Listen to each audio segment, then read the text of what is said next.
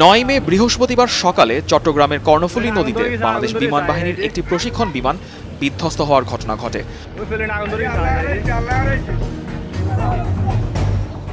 প্রশিক্ষণ বিমান বিধ্বস্তের ঘটনায় 2 পাইলটকে উদ্ধার করে চট্টগ্রাম মেডিকেল কলেজ হাসপাতালে পাঠানো হয়। পরবর্তীতে চিকিৎসাধীন অবস্থায় দুপুরে স্কোয়াড্রন লিডার আসিম জাওয়াদ মারা যান।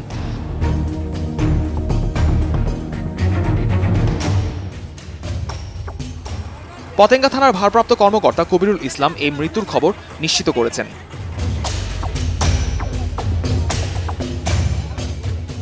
আইএসপিআর জানায় বিধ্বস্ত বিমানটি YAK-130 প্রশিক্ষণ যুদ্ধ বিমান।